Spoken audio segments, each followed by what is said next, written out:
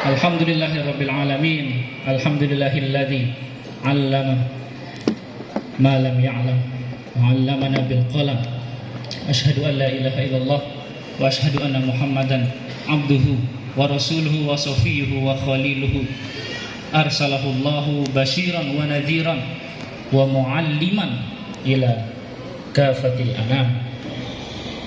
Allahumma salli wa sallim wa barik ala sayyidina Muhammadin wa ala alihi wa sahbihi wa man istanna bi sunnatihi ila yaumiddin, amma ba'du.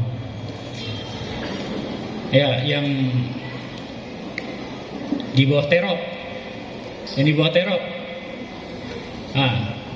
ulangi, ikuti, tirukan. Haramain for the world. Bagus. Ya, di depannya nih santri putra. Haramain for the world. Mantap, nggak mau kalah sama yang putri. Ya, yang di bawah aula, yang di dalam aula. Haramain for the world. Ya, masih semangat. Ya, Bapak Ibu wali santri dan santriwati tamu undangan, kuliah umum ini adalah rangkaian ya, untuk diketahui bersama. Kuliah umum yang sedang kita adakan pada saat ini adalah rangkaian dari acara Khutbatul Arsy. Jadi Khutbatul Arsy ini adalah pekan perkenalan yang merupakan sunnah di pondok ini yang dilakukan terus setiap tahun untuk membuka tahun ajaran baru. Jadi banyak rangkaian acaranya, salah satunya adalah kuliah umum ini. Jadi di Khutbatul Arsy inilah, di kuliah umum inilah dijelaskan ya, pondok ini seperti apa ya. Pondok ini akan membawa santri dan santriwatinya itu akan dibawa kemana. Jadi di sini kita perkenalkan semua tentang pondok, baik itu kepada santri dan santriwati maupun kepada wali santri dan santriwati, bahkan juga kepada ustadz dan ustazahnya juga. Semuanya, sampai santrinya yang sudah 6 tahun, yang sudah 3 tahun, tetap setiap tahun mereka harus mengikuti sunnah pondok ini, yaitu kuliah umum, karena dari sana mereka akan lebih mengenal pondoknya. Dan untuk wali dan wali santri, dari situ juga dia akan tahu anak-anaknya ini mau dibawa kemana ya. Jadi sengaja memang kita taruh di awal-awal ajaran baru, karena ya namanya perkenalan harus di awal ya, supaya tahu misalnya kalau pahit-pahitnya ya na'udzubillah, kalau misalnya tidak sejalan, kalau tidak sesuai dengan keinginan bapak dan ibu, maka silakan angkat lemari anak ibu dan bapak dari sini ya. Kalau misalnya tidak sesuai dengan harapan ibu dan bapak, maka di awal-awal kami jelaskan di kuliah umum ini ya, supaya bapak dan ibu tahu. Jadi very good, very fine. Tidak mau ikut, cari yang lain ya, gitu. Very good, very fine. Tidak mau ikut, cari yang lain. Silahkan Bapak Ibu. Sengaja kita buat di awal-awal kuliah umum ini supaya Bapak Ibu tahu kemana arah pondok ini, kemana anak-anak Ibu akan dibawa. Seandainya tidak sesuai dengan harapan Ibu dan Bapak, silakan. Very good, very fine. Kalau tidak mau ikut, cari yang lain. Tapi very good, very well. Kalau mau ikut, jangan rewel. Ya. Sudah, itu saja. Sudah akad tadi ya. Udah ada serah terima ya, udah apa lagi, sudah akadnya itu adalah titip, jadi dititipkan. Namanya orang titip itu pasti percaya. Misalnya Bapak Ibu menitipkan barang ke saudara, misalnya ya, saya titip barang ini selama seminggu ya, tolong dijaga. Berarti kita kan sudah mempercayakan titipan kita itu kepada orang tempat kita menitip. Tapi nanti ternyata kita titip seminggu, baru berapa jam kita lihat dia, mana motor saya yang saya titip itu kan. Nah, terus 5 jam selanjutnya, mana dia motor saya yang saya titip itu masih ada.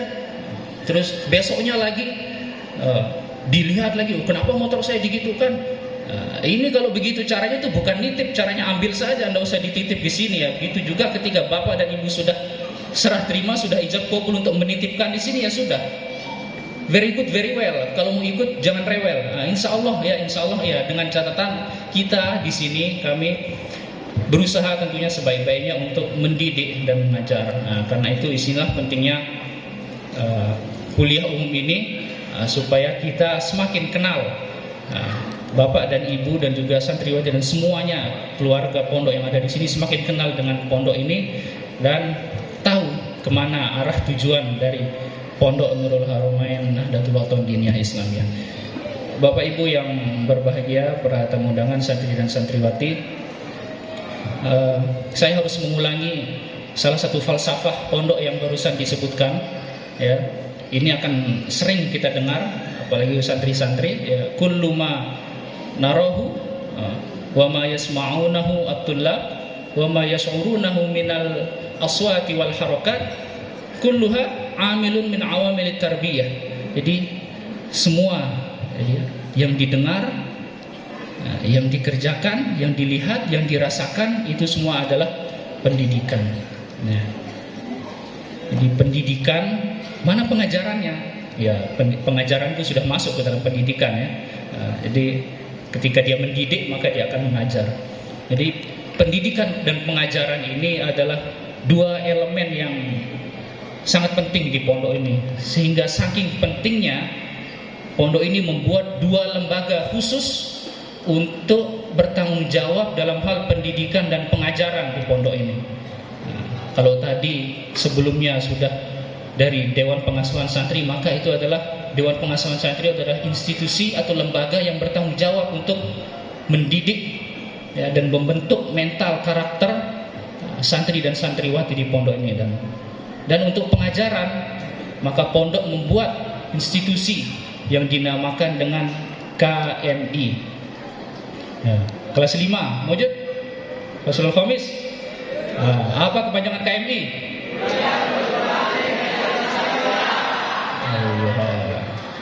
Kelas 1 juga harus tahu, mana anak baru? Ada? Nah, apa kepanjangan KMI?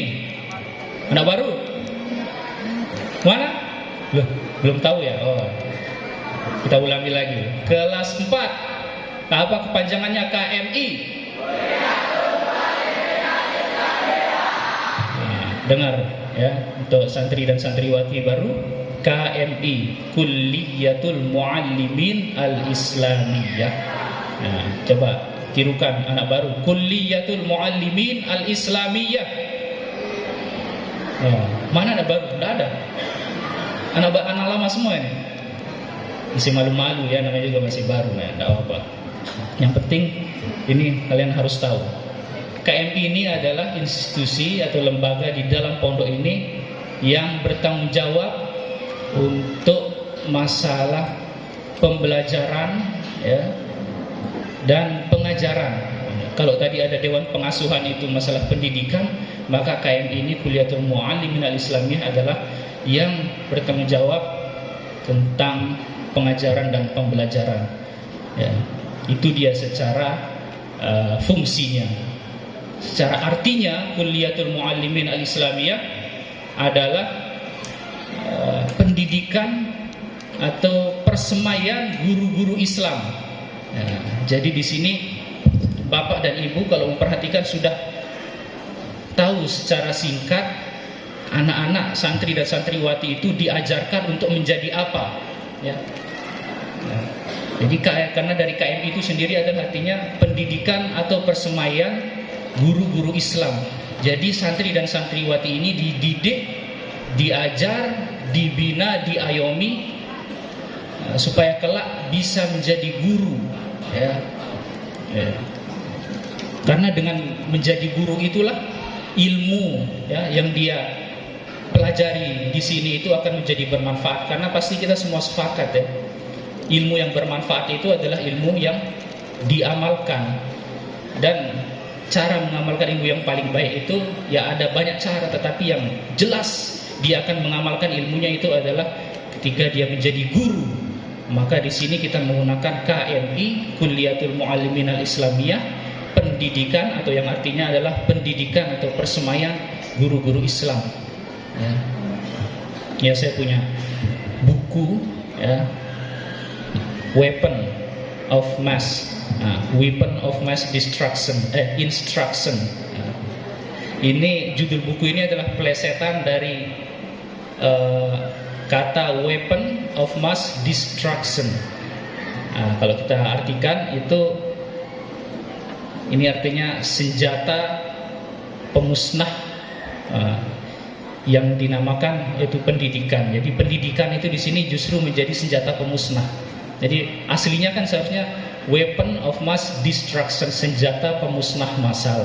Tetapi buku ini penulisnya memberi judul dengan weapon of mass instruction. Jadi di luar sana, menurut penulis ini, khususnya di Amerika dan secara umumnya itu di negara barat yang berpaham sekuler dan liberal, ya, itu pendidikan itu sudah menjadi senjata untuk menghancurkan orang yang pergi untuk mencari pendidikan tersebut, ya.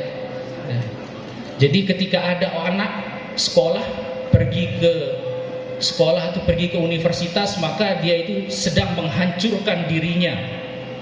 Itu pendidikan. Ini karena penulisnya di Amerika, ya, di Amerika itu khususnya, tapi secara umumnya ini di negara barat yang punya paham sekuler dan liberal itu, ya. Jadi ketika anak-anak itu atau orang pemuda-pemuda itu hadir masuk ke dalam sekolah atau universitas, itu dia sedang menghancurkan dirinya.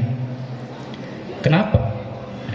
Karena menurut penulis ini, karena pendidikan dan pengajaran itu hanya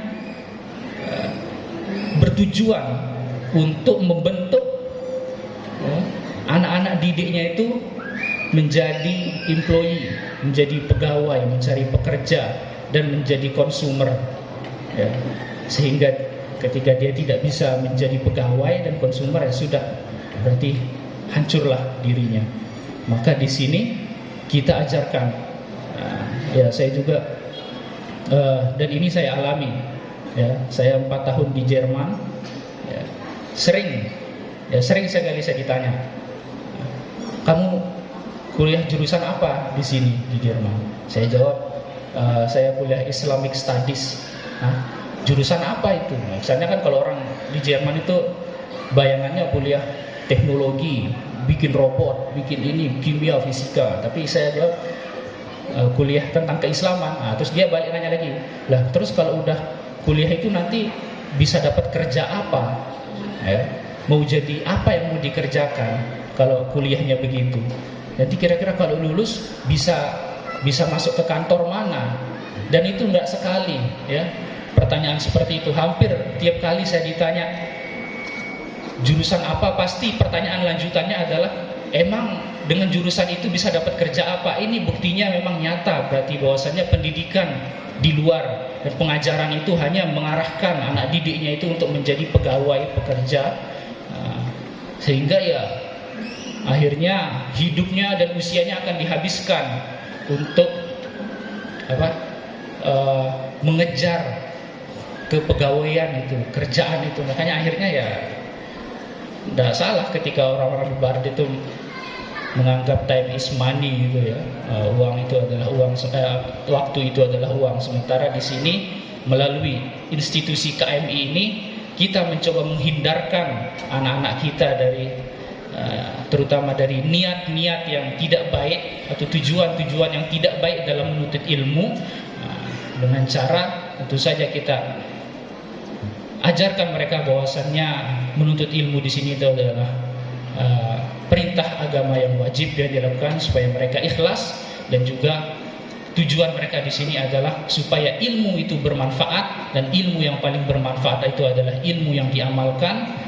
Dan karena percuma dia sudah 6 tahun di sini, 3 tahun, 4 tahun, terus ratusan mahfuzat yang sudah dihafal, berpuluh-puluh mutolaah yang dihafal, ya walaupun dihafalnya mungkin ketika ujian saja, ya, tetapi setelah itu wassalam, ya, mahfuzat dan mutolaah udah disunduk aja di lemari aja, ya. Tapi paling tidak ada itikat baik. Nah itu KMI berperan di situ untuk memperbaiki niat-niat, terutama niat-niat anak-anak kita dalam belajar, dan untuk mengarahkan kemana kira-kira tujuan akhir dari pembelajaran yang mereka dapatkan di pondok ini. Maka sekali lagi penting untuk diketahui bagi wali santri juga bahwa KMI Kulliyatul Muallimin Al-Islamiyah ini adalah pendidikan atau persemaian guru-guru Islam.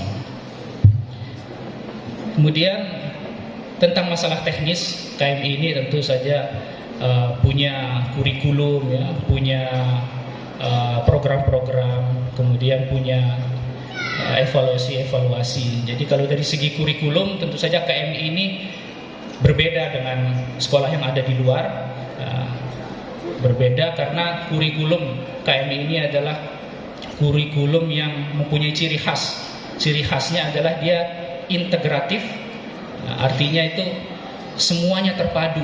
Jadi karena kita di sini menggunakan sistem pesantren, ya, pondok pesantren yang dimana anak didik itu diam, menetap di sini berasrama 24 jam, maka dengan itu kita bisa melakukan kurikulum yang integratif. Jadi semuanya dapat, jadi baik itu pendidikan keluarga ataupun pendidikan sekolahnya dan pendidikan masyarakatnya. Jadi ketiganya ini yang dibutuhkan oleh anak-anak didik itu bisa didapatkan semua di dalam pondok pesantren ini karena sistem pesantren. Jadi pendidikan keluarga ya dapat juga, ya walaupun sebenarnya mereka jauh dari keluarga aslinya, tetapi di sini mereka akan mendapatkan keluarga baru. Ustadz dan ustazahnya itu adalah ibu dan bapaknya di sini. Mudabir-mudabirnya, pengurus-pengurusnya, OSNH-nya itu adalah kakak-kakak dan mereka di sini. Jadi mereka dapat pendidikan keluarga. Bahkan mungkin bisa kita bilang pendidikan keluarga di pondok ini lebih mudah dilaksanakan, ya, daripada bapak dan ibu sendiri yang melakukan pendidikan keluarga di rumah masing-masing, ya kan? Ya, contoh gampangnya kan HP. Kalau bapak ibu mau mendidik anak di rumah sendiri, melarang memakai HP, ya ibu tahu sendiri, ibu dan bapak tahu sendiri bagaimana pasti anak-anak itu akan mencari cara. Tapi kalau di sini tinggal kita larang dia bawa HP, yang ketahuan bawa HP kita hancurkan, lebur, selesai. Kalau ibu dan bapak kan tidak sanggup, tidak tega begitu kan. Jadi pendidikan keluarga di sini itu justru kadang lebih mudah. Ibu bapak misalnya mendidik, kalau di rumah menyuruh anak-anak untuk bersih-bersih, ayo nak bersihkan, sapu itu halamannya. Ternyata dilihat belum. Sampai udah berbusa-busa ngomong ternyata tidak dibersihkan juga. Itu kan susah juga mendidik seperti itu. Tapi di sini ayo bersihkan aula, sapu. Nanti ada acara kuliah umum ini, jam 9 harus mulai, jam 8 harus mulai. Bersihkan, bersih langsung. Itu kadang-kadang memang di sini tuh pendidikan keluarga justru terkadang lebih mudah daripada di rumah sendiri. Ya, tetapi ya itu ya, wali dan wali santri kadang-kadang setelah kita disiplinkan anak-anaknya di sini, justru wali santrinya yang kadang merusak disiplin, ya. Jadi kadang di pondok ini lebih mudah mendisiplinkan anaknya daripada mendisiplinkan wali santri. Jadi kita larang dia untuk membawa HP di sini, ibu-ibu bapak menjenguk ke sini, ya. Ini anak main HP kan, biar ketik-ketok dulu mana. Upload tuh hello guys, sapa teman-teman ini HP. Sudah kita capek-capek larang di sini, tetapi dia jenguk di sini kasih main HP, ya. Terus sudah kita larang dia di sini, sudah kita didik dia di sini untuk banyak-banyak belajar, banyak-banyak membaca, menghafalkan ini itu. Tapi ketika datang lagi ke sini menjenguk, bawakan makanan, ya, sekarung 2 karung sampai makanan-makanan yang di bawah jangkehnya itu yang udah disimpan itu dikeluarin untuk dibawakan anaknya ke sini. Tapi tidak ada yang membawakan buku. Padahal di sini kita sudah didik dia untuk belajar membaca buku, malah dijenguk di sini bawa makanan saja. Akhirnya sampahnya di mana-mana. Ya.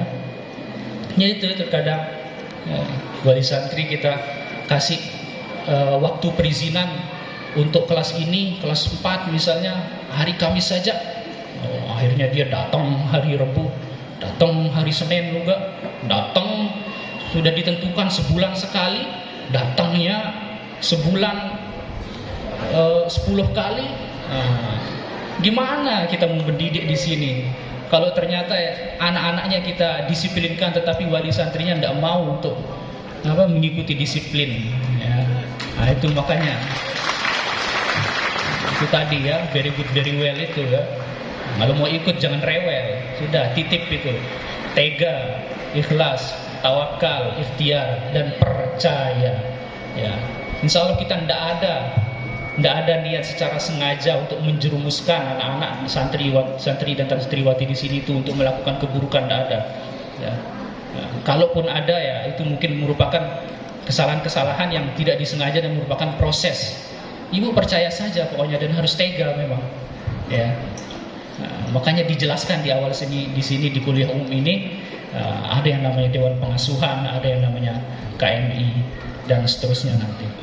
Jadi kurikulum di pondok ini adalah yang integratif, tadi semuanya dapat dari pendidikan keluarga maupun sekolah maupun pendidikan masyarakatnya atau pendidikan sosialnya.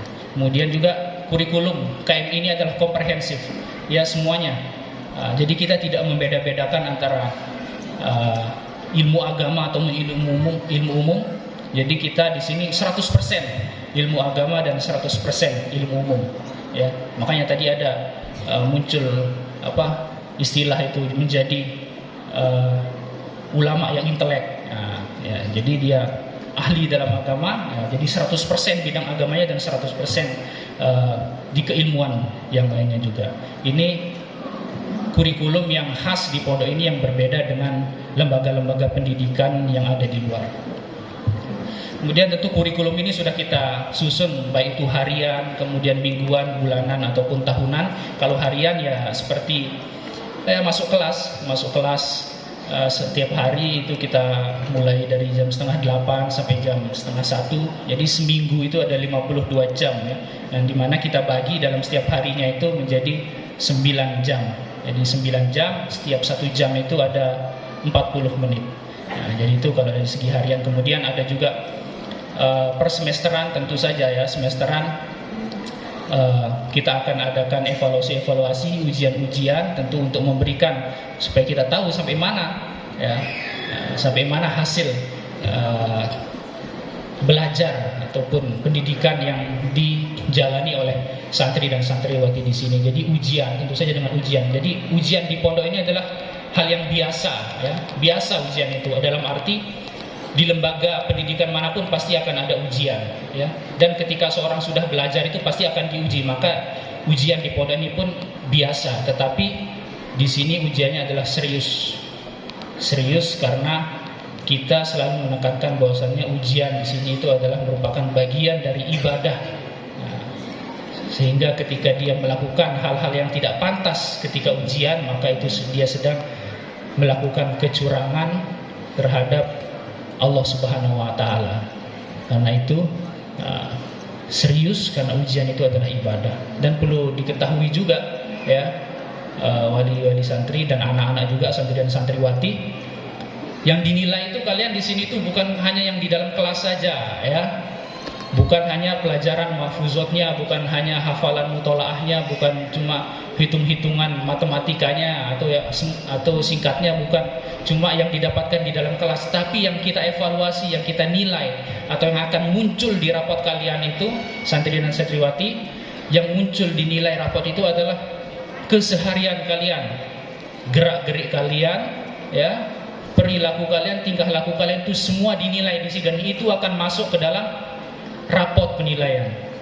Jadi kalau di lembaga pendidikan lain yang menjadi patokan rapot itu adalah nilai yang ada di dalam kelas saja, pelajaran mereka, di sini yang kita nilai adalah semua gerak-gerik santri dan santriwati. Maka ketika ada santri suka nongkrong-nongkrong, duduk-duduk di bok itu nggak jelas, ngangak-ngangak, nyinyi-nyinyi, itu juga masuk penilaian ya.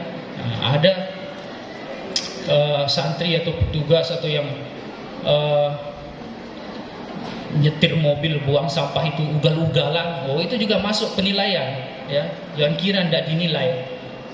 Ada santriwati yang tiap hari mungkin kerjaannya jujuk pauk, itu. Nah, itu juga jujuk ngambil sengkepur.